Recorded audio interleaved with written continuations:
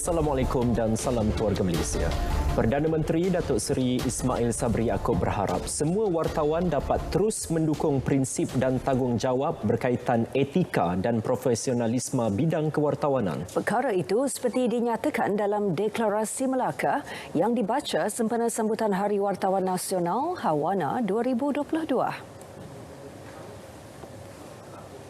Saya akui bahawa profesion kewartawanan harus kekal, bebas dan berfungsi tanpa gangguan dan campur tangan pihak lain bagi menjamin kebebasan bersuara di negara ini.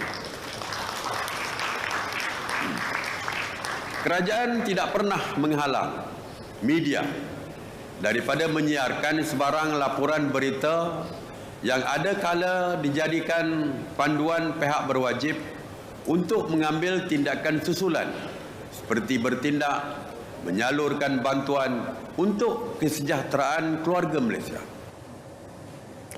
Deklarasi Melaka merupakan hala tuju dalam mencerminkan komitmen golongan wartawan bagi membantu memperkukuh hubungan keluarga Malaysia serta menjaga keharmonian negara. Deklarasi tersebut dibacakan oleh pemangku pengarang kumpulan berita harian Datuk Ahmad Zaini Kamaruzaman. Ia menggariskan 5 prinsip iaitu kewartawanan dipelihara dan diiktiraf sebagai institusi negara, menghormati hak wartawan menjalankan tugas, menjunjung perlembagaan dan prinsip rukun negara, kewartawanan martabat integriti dan memerangi berita palsu.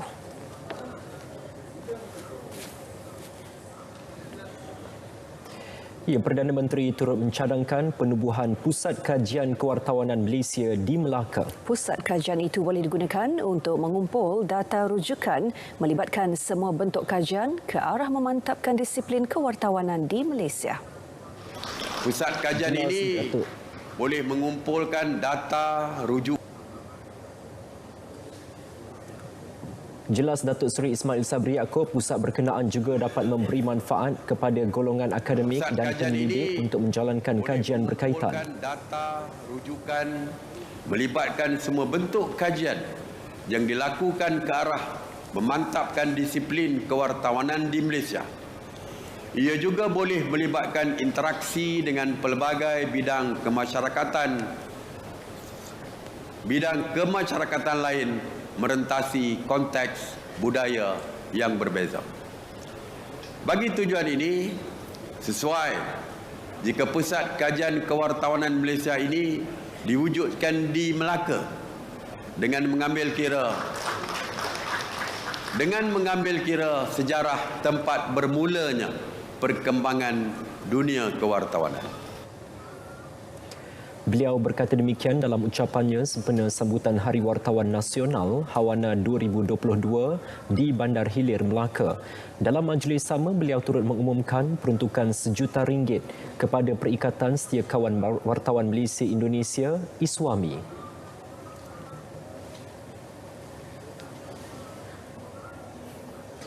Hari Wartawan Nasional perlu diangkat menjadi salah satu agenda nasional yang diiktiraf kerajaan dan masyarakat. Ia tidak boleh sekadar menjadi ucapan semata-mata seperti hari peringatan lain. Perkara itu ditegaskan Menteri Komunikasi dan Multimedia Tan Sri Anwar Musa. Hawana Melaka inilah titik tolaknya kerana saya harap daripada forum yang kita anjurkan pada pagi ini dan juga perbincangan sebelumnya dan juga deklarasi Melaka yang akan diumumkan akan mengandungi roadmap seterusnya. Kerana ini baru just the beginning. Things should be even better, should be more dynamic, more vibrant, more impactful. As part of nation building yang saya yakin wartawan atau jurnalis plays a very important role as far as nation building is concerned. Jadi saya ucapkan tahniah dan saya seperti yang saya sebutkan tadi, kementerian atau KCOM memberikan full komitmen kepada Hawana. Saudara, sejak 1992 hingga kini, kira-kira 1,500 wartawan telah terkorban semasa bertugas di seluruh dunia. Ini bukti kerjaya dalam bidang kewartawanan bukanlah sesuatu yang mudah, sebaliknya penuh dengan cabaran. Namun, bagi pengamal media, tidak kira media elektronik mahupun persurat kabaran, perolehan sumber sahih tetap jadi keutamaan dalam menyampaikan maklumat kepada rakyat. Nur Fatihah Abdul Rahim ada laporannya. Seri menjadi yang pertama di lokasi dan berdepan pelbagai risiko. Dedikasi dalam mendapatkan sumber sahih itu memerlukan pengorbanan yang bukan sedikit.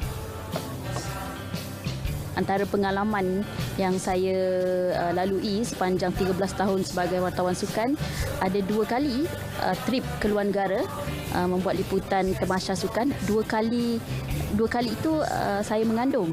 Jadi cabaran bagi saya adalah untuk memastikan berita-berita yang penting itu ada dan nak pergi ke satu lokasi yang lain satu cabaran juga, kerana kita seperti yang kita tahu tamasya sukan ni dia berada di venue-venue yang berbeza. So masa itu penting, dan yang seterusnya adalah bagi nak menghantar bahan berita itulah, kerana pertama kali saya pergi adalah di Myanmar.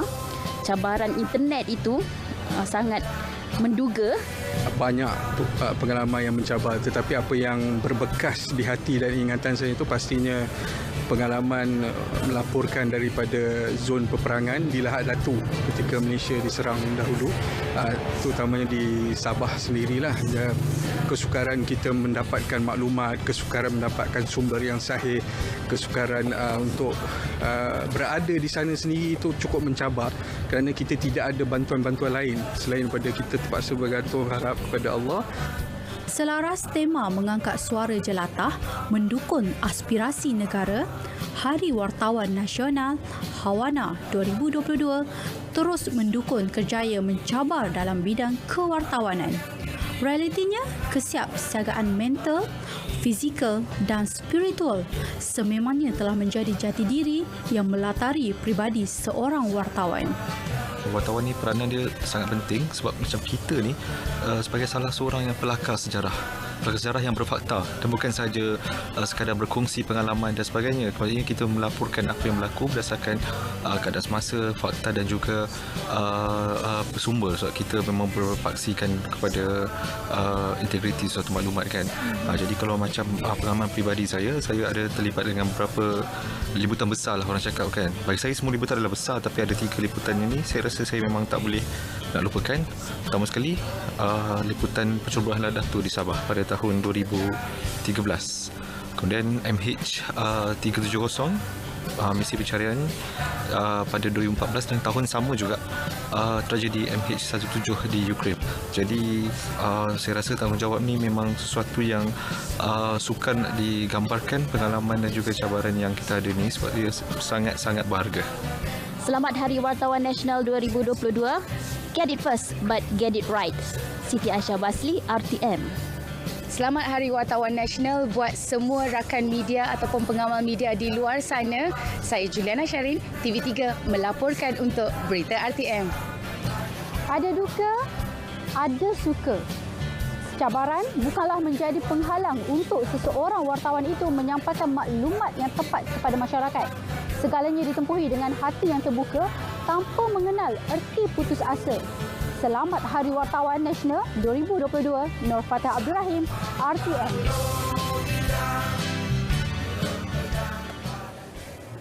Beralih ke perkembangan selanjutnya.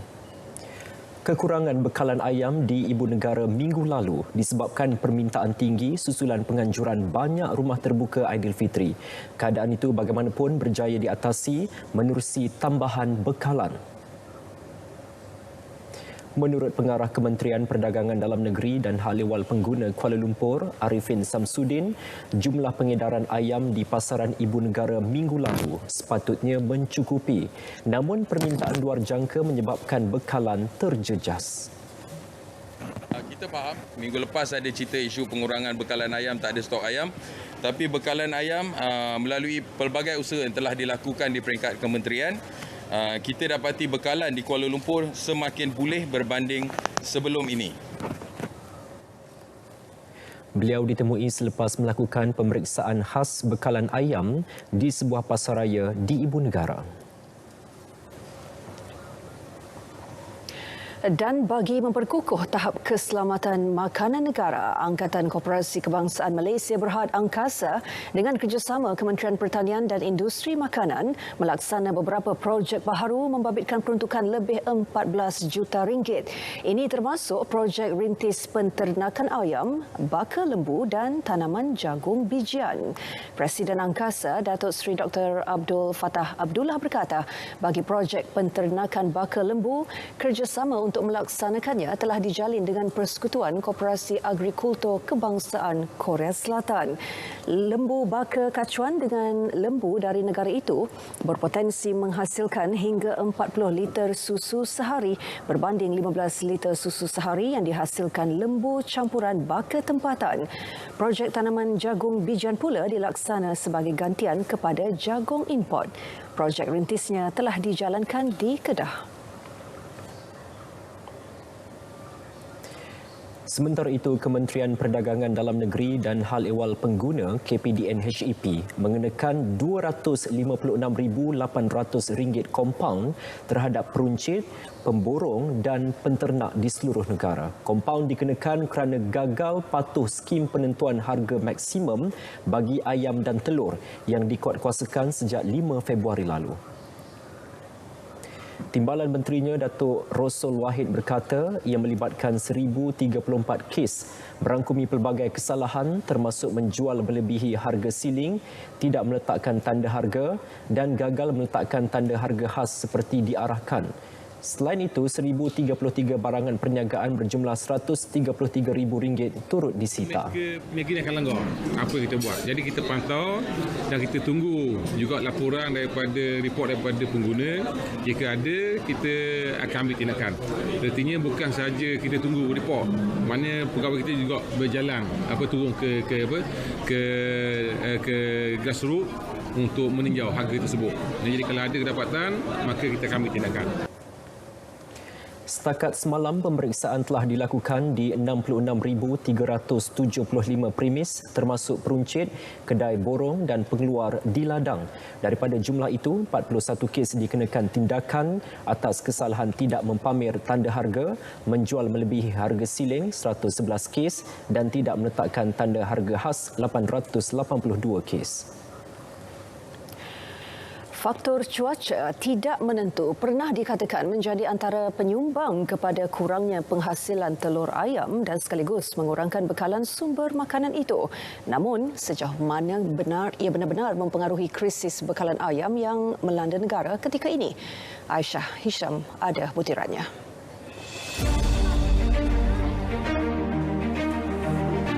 Tak ada kena-mengena kot. Kalaupun ada, bukan benda ni bukan sekali, dah lama benda ni jadi kan. Memang kita susah nak beli ayam. Kalau katakan penyakit masa hujan panas itu ada juga, betul dia. Tapi sekarang ni kita ayam tak ada. Tak mungkin tak ada ayam. Seluruh negeri tak ada ayam. Bukan sebab cuaca lah ni. Ini saja dia nak naikkan kot. Menurut Dekan Fakulti Perubatan Veterina Universiti Putra Malaysia, Profesor Dr. Abdul Rahman Omar, penjagaan ayam ternak memerlukan amalan perladangan yang baik. Sekitaran memang kita samalah. Antara manusia dan juga haiwan, kita perlu berada dalam persekitaran yang selesa dan sesuai. Jika berlaku mana-mana perubahan sama ada perubahan suhu ataupun pengudaraan yang kurang sihat, contoh kalau katakan di ladang ayam, ayam dipelihara dalam jumlah yang tinggi dengan kapasiti yang banyak. Jadi pengudaraan dalam ladang itu penting. Kerana ayam ni dia akan menghasilkan najis itu menghasilkan amonia dan juga pencemaran-cemaran lain. Perubahan suhu dan persekitaran ini turut boleh merencatkan proses tumbesaran anak-anak ayam, melemahkan imuniti dan penularan jangkitan penyakit lebih mudah berlaku.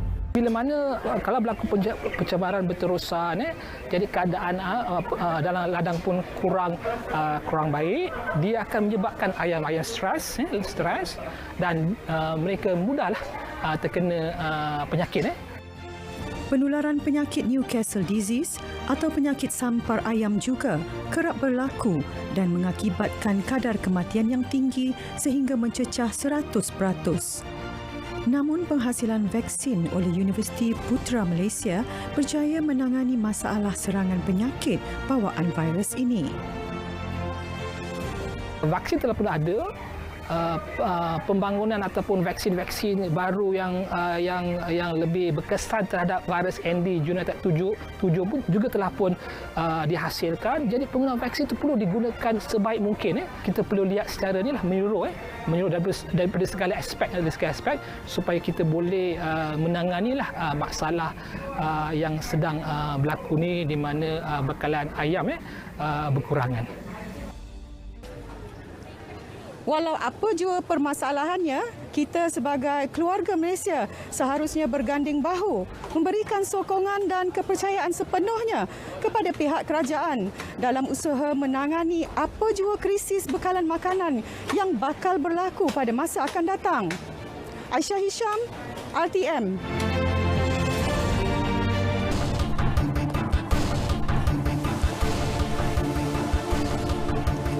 Bertemu kembali. Tren penurunan nilai ringgit berbanding dolar Amerika hanya bersifat sementara. Pencarakanan Putra Business School Dr. Ida Yassin menjangkakan nilai ringgit akan kembali pulih suku ketiga tahun ini. Jangkaan mengambil kira asas ekonomi yang kukuh termasuk prestasi positif KDNK.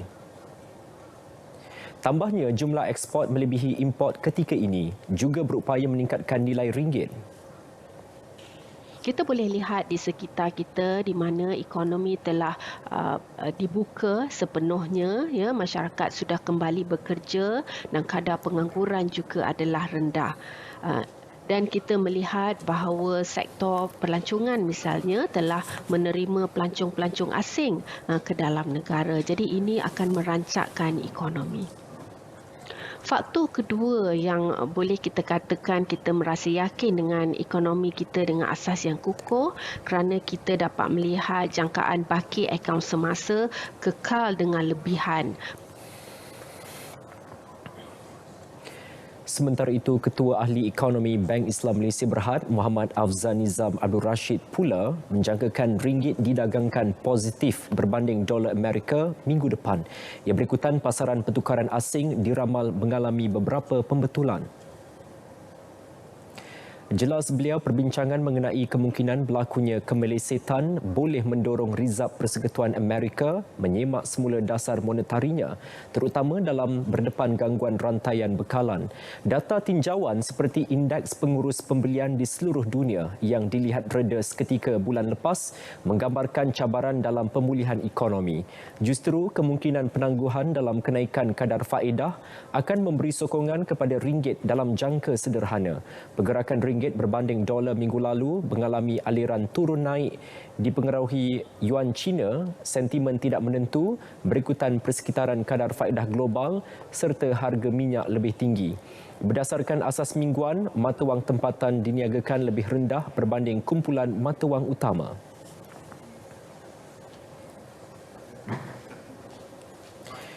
Saudara, menerusi lawatan sulung Perdana Menteri ke Jepun yang berakhir semalam, hubungan dua hala Kuala Lumpur Tokyo terus diperkukuh. Justru komitmen dalam memperbaharui dasar pandang ke timur juga dilihat mampu menjadi pemangkin dalam usaha pemulihan ekonomi pasca pandemik. Penganalisis ekonomi Putra Business School, Profesor Madya Dr. Ahmad Razwan Abdul Latif menyifatkan sudah tiba masanya hubungan dua hala Malaysia-Jepun keluar daripada kerangka penyumbang dan penerima atau donor and recipient semata-mata.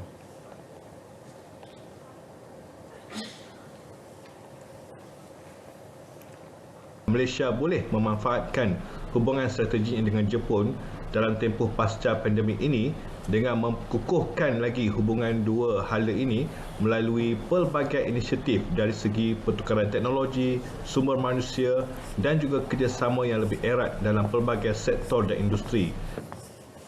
Jepun merupakan rakan dagang kelima terbesar Malaysia dengan nilai perdagangan bagi tempoh Januari hingga Mac mencecah 41.75 bilion ringgit.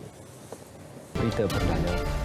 Satu aplikasi sedang dibangunkan Kementerian Pendidikan KPM bagi melancarkan urusan pentadbiran sekolah. Sebagai permulaan, aplikasi tersebut akan menfokuskan kepada penyusunan jadual yang akan diguna di semua sekolah di seluruh negara. Pada masa sama, KPM juga akan mengkaji proses pengajaran dan pembelajaran dalam negara bagi meningkatkan tahap kecekapan produktiviti di samping mengurangkan beban guru.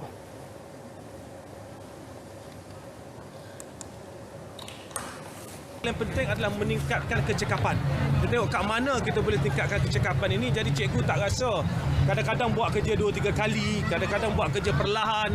Ya, perkara-perkara berkaitan dengan akses, berkaitan dengan server, ini perkara-perkara teknikal yang melibatkan kecekapan yang kita beri tumpuan.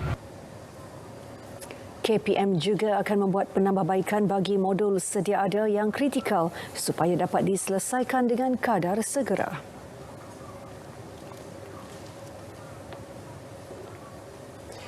Jabatan Pengangkutan Jalan JPJ akan membenarkan kenderaan persendirian asing Thailand masuk ke negara ini mulai 1 Jun ini. Kebenaran itu selaras dengan arahan pembukaan sempadan negara pada 5 Mei lalu dan keputusan oleh pihak berkuasa negara Thailand. Pengarah JPJ Kelantan Muhammad Miswari Abdullah berkata, kebenaran diberi melalui 3 pintu masuk utama Kelantan iaitu Stesen Kawalan Sepadan SKS JPJ Rantau Panjang, SKS JPJ Pengkalan Kubur dan SKS JPJ Bukit Bunga. Jadi antara punca kita buka ini untuk merancangkan kembali ekonomi kedua-dua belah negara dan supaya hubungan saudara mara ini dapat bertaut kembalilah setelah sekian lama berpisah disebabkan penutupan sempadan. Tambahnya, Stesen Kawalan Sepadan SKS JPJ akan mengeluarkan permit pengedaran antarabangsa ICP dengan syarat pemohon mengemukakan dokumen yang telah ditetapkan dan lulus pemeriksaan kenderaan.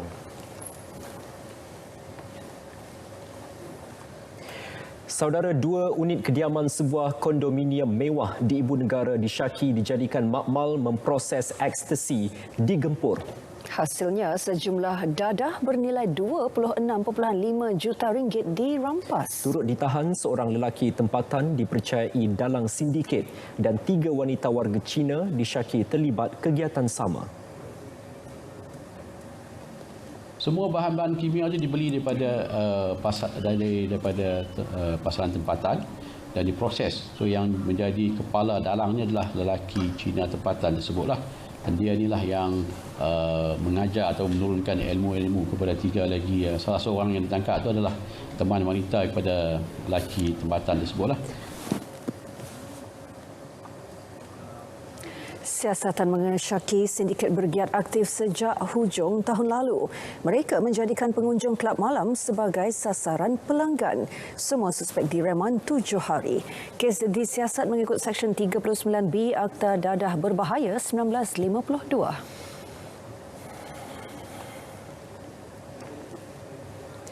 Institusi Pendidikan Tinggi IPT tempatan disaran memperluas kerjasama strategik dengan Universiti Teknikal Luar Negara. Langkah itu penting bagi memperkasa pendidikan teknikal dan latihan vokasional TVET, seterusnya melahirkan graduan profesional yang berdaya saing.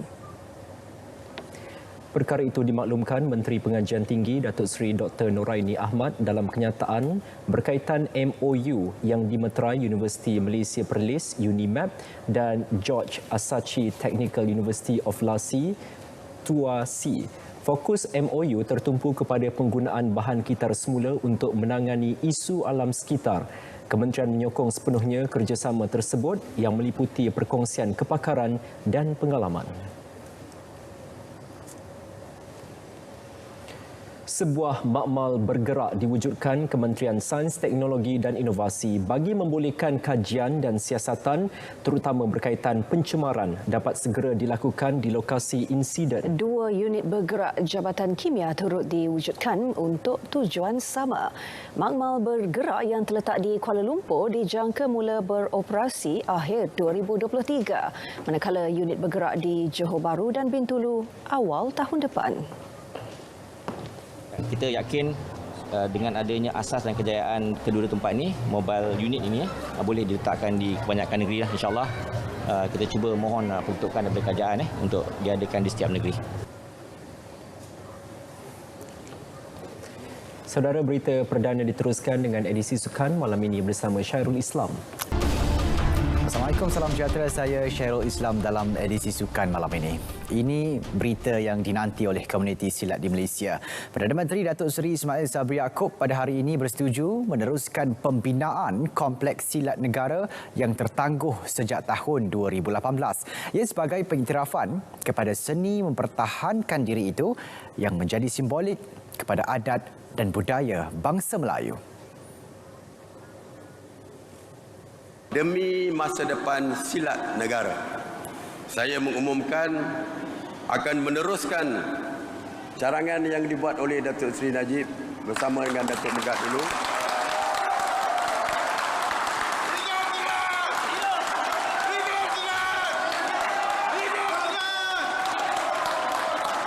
Iaitu untuk meneruskan pembinaan Kompleks Silat Negara ataupun Kompleks Persilatan Negara.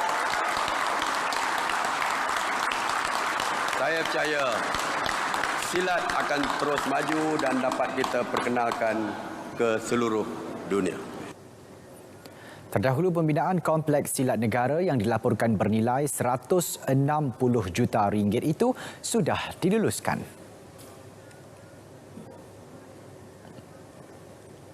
Sementara itu, Pertubuhan Seni Silat Lincah Malaysia PSSLM menyambut baik keputusan kerajaan untuk meneruskan pembinaan Kompleks Silat Negara tersebut. Menurut Mahaguru Muda PSSLM, Datuk Megat Zulkarnain Omardin yang juga Presiden Persekutuan Silat Kebangsaan Malaysia bersaka, pengumuman Perdana Menteri itu menjadi hadiah bermakna buat seluruh komuniti persilatan di Malaysia. Syukur, Alhamdulillah, ini adalah satu kejayaan selepas kita menunggu selama 4 tahun untuk pembinaan ini dilaksanakan. Beliau berkata demikian dalam sidang media selepas Majlis Perhimpunan dan Penyampaian Ijazah Peringkat Kebangsaan ke-36 Pertubuhan Seni Silat Lincah Malaysia di Selangor. Ini pula pencapaian membanggakan yang diraih atlet olahraga negara Sherin Samson Valaboy. Sherin sekali lagi mencipta sensasi apabila meraih emas acara 400 meter wanita pada kejohanan Division 2 Track dan Padang di Michigan, Amerika Syarikat. Menerusi keputusan di laman rasmi Persatuan Olahraga Kolej Kebangsaan NCAA, Sherin yang mewakili Winona State University mencatat masa 52.68 saat, mengatasi rekod peribadi 53.79 saat yang dilakukan pada kejohanan track dan padang dalam Dewan di Kansas, Amerika Syarikat pada 12 Mac lalu. Sebelum ini, Sherin menjadi sebutan selepas melebur rekod kebangsaan milik Norasila Muhammad Khalid 54.58 saat yang dilakukan pada 2006. Atlet berusia 23 tahun itu adalah anak bongsu kepada bekas bintang olahraga negara Samson Valaboy dan Josephine Mary Singaraya. Kejohanan berbasikal trek kebangsaan 2022. Pelumba negara Fadil Zonis terus sukar dicabar apabila berjaya mempertahankan pingat emas acara 1 km ujian masa individu pada saingan yang berlangsung di Velodrome Nasional Nilai hari ini. Kemenangan itu sekaligus menebus kekecewaannya yang sebelum ini terpaksa berpuas hati dengan kedudukan tempat kedua bagi acara kirin dan pecut. Untuk saya, puas hati jugalah walaupun saya sprint dengan Kirin dapat nombor 2 belakang Syah, tapi effort saya untuk perlumbaan tu saya berpuas hati, dan hari ni alhamdulillah saya 1 kilo dapat pingat emas dengan effort, dengan timing yang saya agak memuaskan juga untuk saya punya pencapaian. Terdahulu Fadil membawa cabaran Selangor memastikan gelaran kekal menjadi miliknya selepas menamatkan kayuhan dengan catatan masa 1 minit 2.719 saat mengatasi Ridwan Sahrum dari Johor yang menamatkan saingan di tempat kedua dengan catatan masa 1 minit 3.885 saat. Sementara itu peringkat gangsa diraih pelumba perak Ahmad Safwan Ahmad Nazri dengan catatan masa 1 minit 3.917 saat. Saudara, menjelang Piala Asia bawah 23 tahun di Uzbekistan 1 Jun ini, Ketua Jurulatih Skuad Belia Negara Brad Maloney teguh dengan pendiriannya untuk mengekalkan skuad yang beraksi pada Sukan Si Hanoi 2021 bagi aksi di Uzbekistan. Menurutnya, 23 pemain yang sedia ada itu adalah pilihan terbaik untuk mengharungi aksi kumpulan C Piala Asia bawah 23 tahun. We've settled on the last 23. We feel it's the best 23 players that are available. So, that's the bottom line. And this group has been together for a few weeks now as well. So, I think it's the best decision under the circumstances. Mengulas lanjut berkenaan kesebelasan utama, Maloney berkata ia adalah sukar memutuskan kerana setiap pemain mempunyai keupayaan masing-masing untuk bersaing. Yeah, we'll take each match on its own merits, and we'll slowly form what you might call the best 11, I'd say, but it's a bit early to say that yet. Dalam masa sama, beliau juga akui gembira apabila kedua-dua tonggak tengah negara, Nick Akif Syahiran Nikmat dan Muhammad Mukhairi Ajmal Mahadi berada dalam senarai pasukan. Sementara itu, Persatuan Bola Sepak Malaysia FAM tidak meletakkan sasaran tinggi kepada skuad Harimau Muda pada kejohanan Piala Asia bawah 23 tahun di Tashkent, Uzbekistan Jun ini. Menurut Setiausaha Agung FAM, Muhammad Saifuddin Abu Bakar, pihaknya sekadar mahu melihat pasukan negara melepasi saingan peringkat kumpulan. Dalam statement yang sebelum ini mengatakan yang FAM meletakkan sasaran yang pasukan akan ke separuh akhir, saya rasa itu ada kesilapan sikit. Kita berharap ini adalah satu landasan yang paling baik untuk pasukan kita mendapatkan ilmu daripada pasukan-pasukan yang terbaik di dalam Asia. Kita kena ukur baju di badan sendiri lah, kan? Betul tak? Bukannya kata kita tak confident dengan pasukan tu, tapi kita confident dengan pasukan. Tetapi kita kena realistik lah. Bagi saingan edisi kali ini, Malaysia dijadual bertemu juara edisi 2020 Korea Selatan pada 2 Jun, diikuti Thailand pada 5 Jun dan Vietnam pada 8 Jun dalam perlawanan peringkat kumpulan C. Saudara, sebentar tadi telah masuknya waktu solat Fardu Isyak bagi wilayah Persekutuan Kuala Lumpur dan kawasan-kawasan yang sama waktu dengannya. Selamat menunaikan solat Fardu Isyak. Baik, kita beralih pula ke perkembangan Liga Premier 2022. Terengganu FC, TFC 2 berpesta gol di Stadium Bola Sepak Kuala Lumpur Ceras apabila mudah mempenam tuan rumah skuad projek FAM MSN 5-1 semalam. Ayam tambatan TFC 2 dari Ghana, Jordan Mintah muncul wira apabila meledak 2 gol pada separuh masa pertama untuk membantu pelawat mencatat kemenangan ke-6 mereka musim ini selepas 9 perlawanan. Kenduri gol TFC 2 dimulakan oleh pemain sayap lincah Muhammad Faiz Nasir pada minit ke-4 sebelum Mintah menambahkan 2 gol berturut-turut pada minit ke-17 dan ke-43. Bersambung babak kedua, skuad projek FAM MSN berjaya menghukum kesilapan mudah benteng pertahanan tuan rumah menerusi Hazwan Hassan pada minit ke-49. Namun, selang 2 minit kemudian, skuad penyu terus menambah jaringan menerusi Zu Ashraf Zulkifli diikuti pemain gantian Wan Fazli Ghazali pada minit ke-80. TFC 2 kini mengumpul 19 mata untuk kekal di tangga ketiga Liga, manakala skuad projek FAM MSN yang menghuni kedudukan ke-9 dengan 1 mata masih mencari kemenangan sulung musim ini. Dalam satu lagi perlawanan menyaksikan, UiTM FC terikat satu sama dengan PDRM FC di Stadium UiTM Shah Alam. Tonggak tengah Muhammad Zarif Nazhan Refli letakkan tuan rumah di depan seawal minit kedua sebelum pemain import Martin Adamek menjaringkan gol penyamaan pada minit ke-30. Kedudukan 1-1 kekal sehingga penghujung perlawanan. PDRM FC kekal di tangga ke-6 dengan 11 mata, manakala UiTM FC pula di tangga ke-8 dengan 7 mata. Baik, ini perkembangan kejohanan badminton kebangsaan bawah 21 tahun. Pemain muda Justin Ho Shuwei muncul juara kategori perseorangan lelaki, manakala Wong Ling Ching mengungguli acara wanita pada pertandingan yang berlangsung di Dewan Persatuan Badminton Pahang PBP Indra Mahkota Kuantan hari ini. Dalam aksi perseorangan lelaki, Justin muncul pemenang selepas menewaskan Chia Jen Hon dengan keputusan 21-11, 15-21, 21-14 pada perlawanan akhir.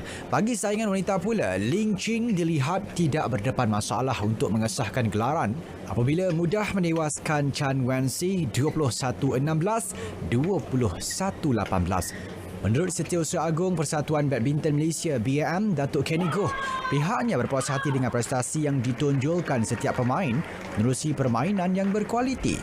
Bagi kami, kita memang sentiasa pemain-pemain ini menjalani latihan secara sepenuh masa dan memang kita dah ada sasaran dan juga target dan perancangan telah kami diberi kepada setiap pemain. So bagi kami, sesiapa sahaja yang berjaya menunjukkan prestasi yang baik, kita akan tonjolkan mereka. Jadi kami lebih elok kami tak nak menamakan sesiapa, tetapi setiap pemain diberi peluang yang sama. Pada kejohanan tersebut, pemenang bagi acara bergu lelaki menjadi milik pasangan Muhammad Fazrik Muhammad Razif dan Wong Vin Sean, manakala Teo Lai Juan dan Wong Ling Ching muncul juara bergu wanita. Saingan bergu campuran pula dimenangi Tan Wei Liang dan Ho Loi. Baik, ini pula tindakan tegas oleh Kesatuan Rugby Malaysia KRM. Badan induk tersebut mengesahkan telah menggantung 6 pemainnya kerana didapati melanggar tata tertib yang telah ditetapkan. Menurut Timbalan Presiden KRM, Amir Amri Muhammad, kesemua pemain itu pada awalnya digantung bagi tempoh setahun, namun hukuman dikurangkan kepada 9 bulan selepas masing-masing mengemukakan rayuan kepada Lembaga Rugby Malaysia. Kita telah membuat keputusan di pihak manajemen dan juga coaches bahawa kita tidak ada lagi pelepasan player selepas Kesatuan Rugby Selangor, Liga Kesatuan Rugby Selangor dan juga selepas Kelantan. Jadi kita telah maklumkan kepada secara personal 4 orang player yang mari berjumpa saya. Kita telah maklumkan bahawa tidak ada pelepasan selepas ini dan kita juga telah maklumkan melalui grup WhatsApp tim bahawa tidak ada pelepasan lagi selepas Kelantan dan juga Liga Kesatuan Rugby Selangor untuk bermain ketika itu ada desarutan.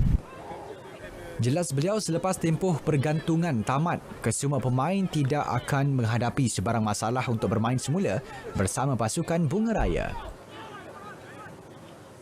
Presiden Persatuan Bola Keranjang Malaysia, MABA, Datuk Seri Lee Tian Hock menunaikan janjinya apabila menyampaikan insentif kemenangan kepada skuad bola keranjang 5 sebelah wanita negara.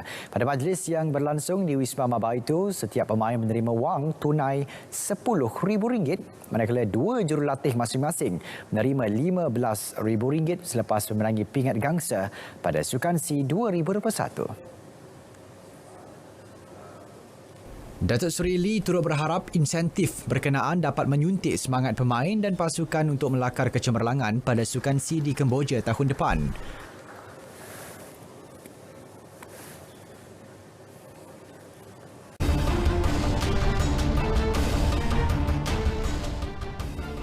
Hai bertemu lagi dalam B-Diva. Berbaki kurang 2 minggu, kumpulan rock legenda tanah air, Surge, bakal menemui peminat di konsert Rocking on Rooftop. Lebih istimewa, buat pertama kali penyanyi Indonesia, Denden Gonzalez akan turut tampil bersama Surge. Sebagai vokalis, Denden meletakkan sepenuh perhatian dalam latihan vokal dan menjanjikan yang terbaik buat peminat Surge. Untuk lagu ada senang, ada susah, karena ini emang membuat saya sedikit pusing karena emang lagunya lagu susah lah, high fit semua gitu. Saya bisa memberikan yang terbaik untuk peminat semua. Melebihi 4 dekad, ternyata Dato' M. Nasir masih berbisa. Bunyinya mungkin agak klise, namun itulah yang dapat dilihat pada persembahan di konsert Suatu Hari di Hari Raya malam Sabtu lalu. Persembahan cukup intim selama 2 jam itu dihadiri lebih 500 peminat. Dimulakan dengan lagu Halaman Asmara. Dibarisi hampir 20 buah lagu, Dato' M. Nasir dilihat terus menjerat memori penonton menerusi rangkaian medley Sentuhan Kecundang, Sampai Hati dan Sekuntum Mawar Merah. Apalagi yang boleh dikatakan, Dato' M. Nasir kekal di atas paksi lantai seninya tersendiri menggenggam gelaran Sifu. Kontroversi membabitkan penyanyi Aina Abdul tidak terhenti dengan penampilannya. Kali ini Aina dikecam kerana harga tiket konsert A Night with Aina Abdul 2.0 di Istana Budaya bulan depan didakwa lebih mahal berbanding konsert sebelumnya. Namun penyanyi itu mempunyai alasan tersendiri untuk meletakkan harga sedemikian. Saya sendiri nak gunakan kesempatan ini untuk say sorry to everyone yang terkejut dengan harga yang kami tetapkan kali ini. Yes, it is way different from the 1.0 dengan 2.0. First, kita buat di Istana Budaya, so the cost in Istana Budaya is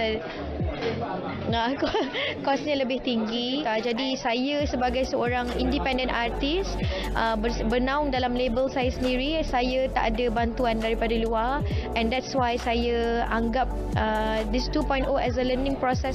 Amir Yukis menggesa jawatan kuasa dibentuk bagi mengendalikan tarikh konsert. Pandangan itu disuarakan vokalis berkenaan susulan pertembungan tarikh 5 konsert besar bulan depan yang turut melibatkan konsert Yukis Reunion 25 tahun. Sampai 6 konsert memang ganggulah actually. Dia ganggu dari segi penjualan tiket dan ganggu fokus kepada peminat. Kalau ada jawatan kuasa yang boleh menjaga benda ni, so biarlah sesuatu artis tu dalam masa sebulan biarlah konsert dia sahaja. Meskipun pernah berkolaborasi dengan nama besar seperti Datuk Sri Siti Nurhaliza dan Siti Nurdiana, namun Kai Bahar tidak pernah memilih dalam menentukan pasangan duetnya. Baginya, tiada istilah siapa menumpang populariti siapa. Terbuka hati berduet dengan sesiapa saja jika ada peluang. Contoh macam Lia penyanyi baru. Bersyukur jugalah dapat berduet dengan Lia sebab macam Lia sendiri pun orang kata mempunyai background muzik and knowledge. Mahu terus relevan dalam industri, penyanyi bersuara emas Datuk Aisyah Arifin tampil dengan single baharu lebih segar dan kece namun masih mengekalkan signature sound. Jelas Datuk Aisyah, lagu Ketentuan Takdir amat dekat dengannya kerana ia berdasarkan kisah suka duka hidupnya sepanjang bergelar anak seni. Saya dapat lirik daripada Datuk Hafsah Hassan. Saya kata, saya rasa tersentak sekejap kerana kata, Kak Chah ni macam dia tahu-tahu je kan. Satu lagu yang it's a little bit more current, yang lebih macam lagu sekarang, tapi yang peminat saya yang sebelum ni masih boleh dengar. Itu sebenarnya bukan perkara yang senang. Selebriti dilantik duta sesuatu produk harus berhati-hati semasa mempromosikannya. Pengacara popular Dato' Aznin Nawawi menasihatkan mereka supaya beretika dan tahu limitasi sebagai duta. Sebagai duta adalah untuk memberitahu orang tentang kewujudan produk itu di pasaran. Bukan memberitahu produk itu boleh sembuhkan dan itu overclaim. Kita kena tengok, faham, buat kajian, baca dan juga cuba. Dan bila kita bercakap pasal produk itu, berhati-hati, jangan jadi doktor. Baiklah, perkongsian Bidiba berakhir di sini. Bidiba harapkan sebagai duta perlu jujur dalam mempromosi sebarang produk kesihatan kerana ia melibatkan nyawa. Informasi hiburan kami sajikan, bukan keterlaluan. Saya Caca Yatim. Assalamualaikum. Bye.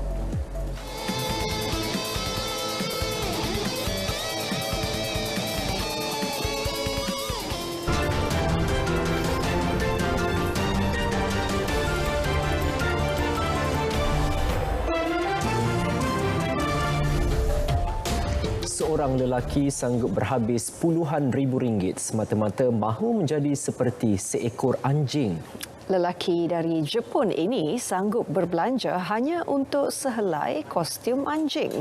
Paparan penuh dalam segmen hashtag. Seorang lelaki dikenali sebagai Teko menghabiskan lebih RM60,000 bagi menghasilkan kostum anjing jenis Border Collie. Melalui video dimuat naik di Twitter, dia memperagakan aksi seakan-akan seekor anjing yang bergolek di atas lantai. Video terbabit sehingga kini meraih hampir 2 juta tontonan.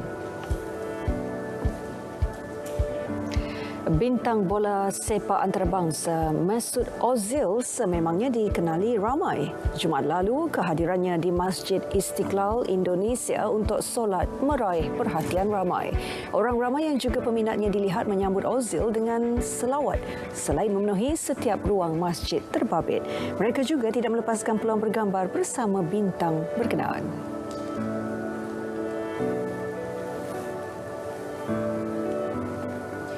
Mahu mencari modal berkahwin, seorang lelaki sanggup mencuri 23 senapang angin. Dia ditahan selepas perbuatannya terbongkar di sebuah kedai di Bali. Suspek dikatakan terdesak selepas buntu mencari jalan untuk menampung perbelanjaan perkahwinannya. Dia ditahan untuk siasatan lanjut.